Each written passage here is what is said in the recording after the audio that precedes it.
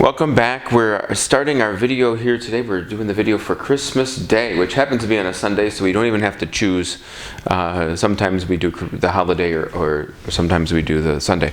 But anyway, so Christmas is on a Sunday this year. Is that right? Really? I said it, but I didn't believe it when I said it. And we are going to do the readings today for the Mass of the Day. Now, I realize that there's 4 Masses in our lectionary. So it's an interesting thing is people will often ask, I went to a funeral on this day and I also went to the Sunday Mass on this day. Do they count? And you get into all that kind of stuff. And it's a kind of a funny question. It's like, well, we want you at Mass no matter whether they all count, you know. They're all important. They're all wonderful. We all always like having you. But the thing to keep in mind is it's not even the day as it is the liturgy. So you are at a funeral liturgy, and then you go to the liturgy for the day, and then they're different liturgical events. They're different liturgies. So keep that in mind too. So if you go, I went on Saturday for the Holy Day, that should count for the weekend. No, they're 2 separate liturgies. One's the liturgy for Sunday, one's the liturgy for the solemnity or the feast day or whatever it is. So keep that in mind as this is a way of looking at it. But anyway, there's 4 different liturgies for Christmas, and the liturgies are Mass of the Vigil Mass, Night Mass, Dawn, and Day. So typically what happens is priests, all of the Vigil Masses will use the Mass at night because it's dark out really early in this time of year. So, and that's the Nativity readings, which we usually hear from Luke's Gospel.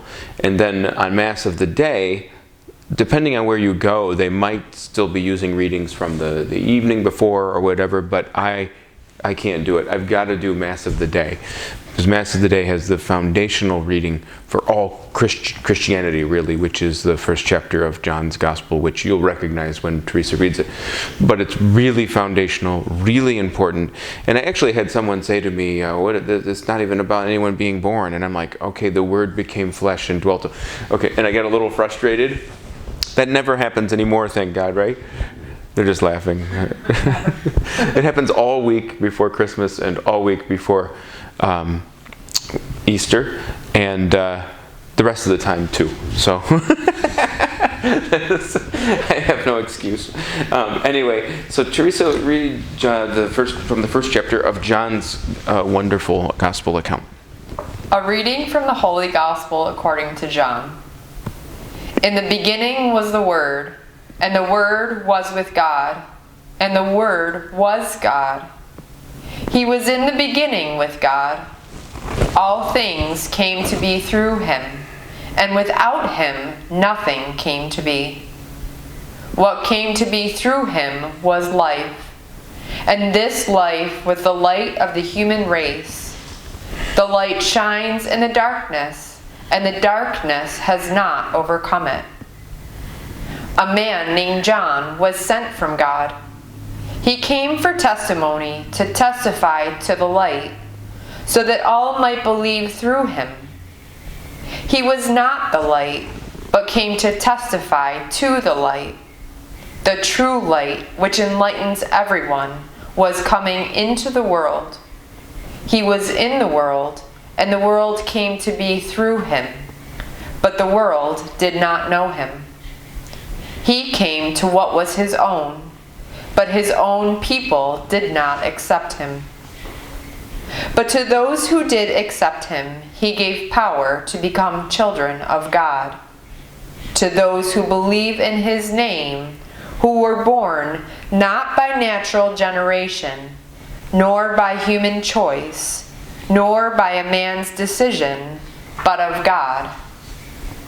And the Word became flesh and made his dwelling among us, and we saw his glory, the glory as of the Father's only Son, full of grace and truth.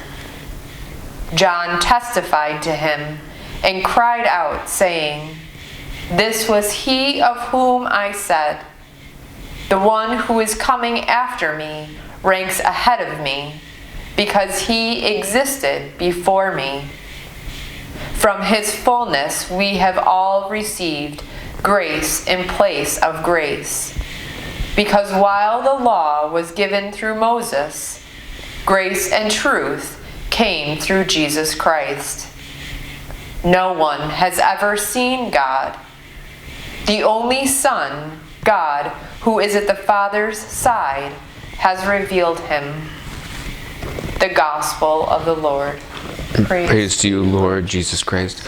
So it's one of those things that I may have said on the video before, but I certainly said at Mass one weekend recently, which is one of the, as a theologian that I had read for a long time and started in seminary, but really learned how to enjoy. He was a scriptural theologian, and he was talking about what's new in the New Testament.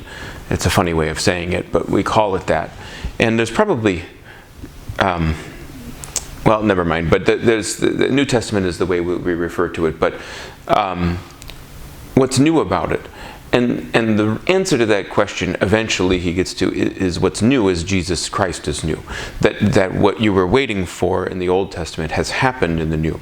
But it's very important for Christian people to understand the value of the Old Testament to the best of their ability by its own merits, because it's much longer, it's extremely rich, very wonderful, and I am no expert at all in it.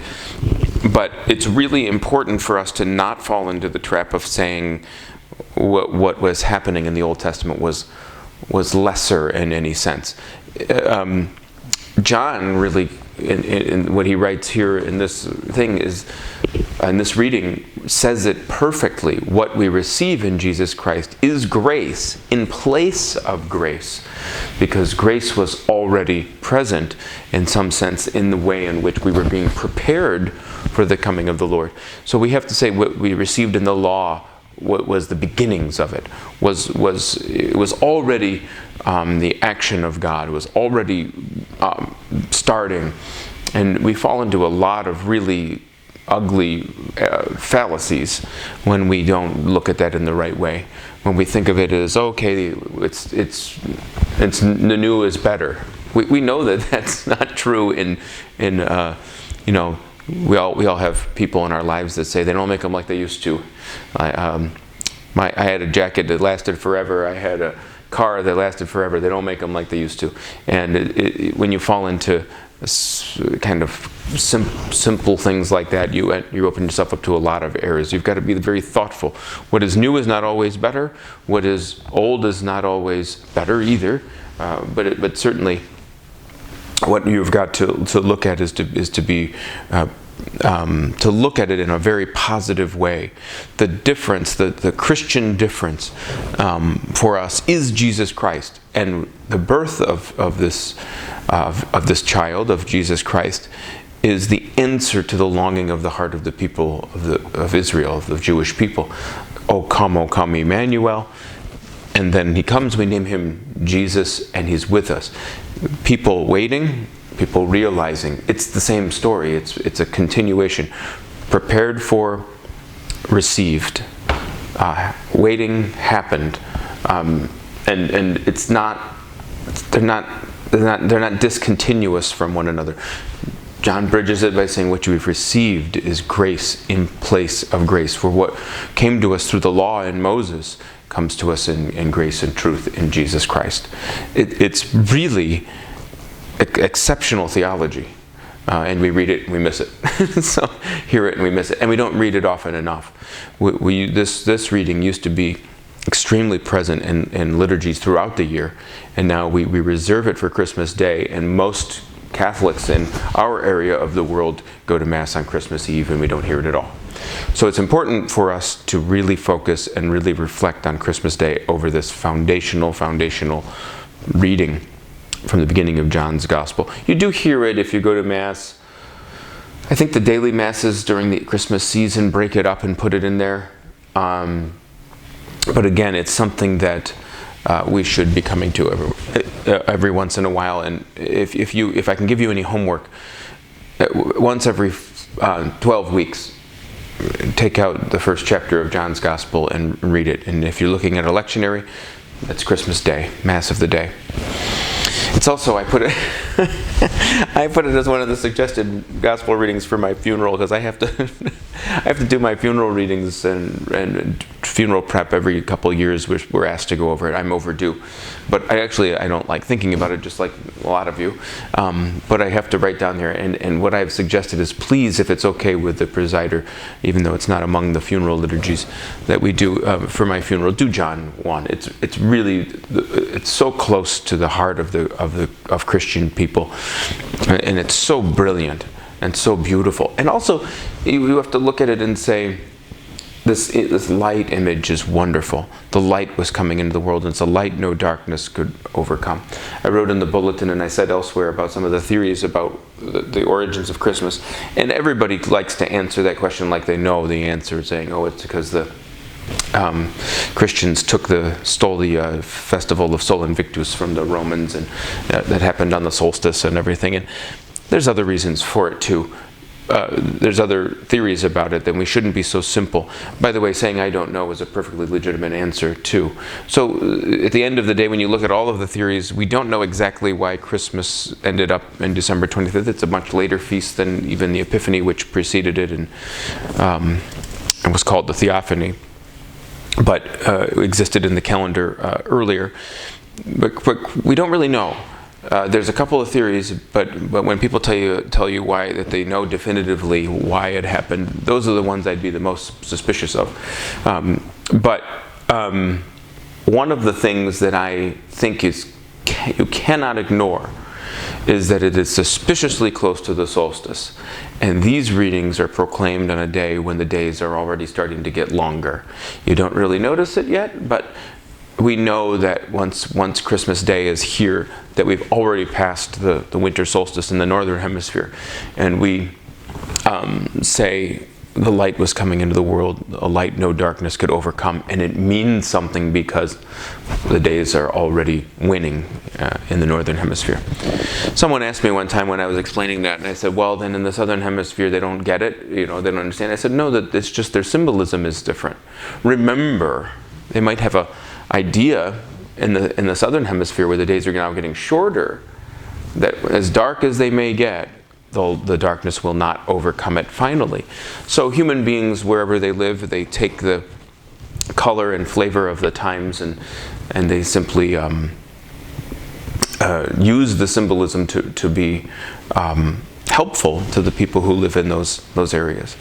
We explained this to our confirmation kids yesterday. We explain it to the people in the parish, that remember, all of this is happening because, not just because it's a nice little story, this little baby grows up and does wonderful things and then dies so that we may live, which is an awesome thing, but really what is essential is that when we talk and are dealing with people in our lives, we're trying to do them good. We're trying to benefit others. This child is born so that we might become divine. Divinity enters humanity literally in history, historically. I always do that whenever I talk about history, because it's this point. Something amazing happens at this moment. That's why Luke puts it in his gospel account, because he wants to point to this event that God became human, that it's the greatest thing that ever happened.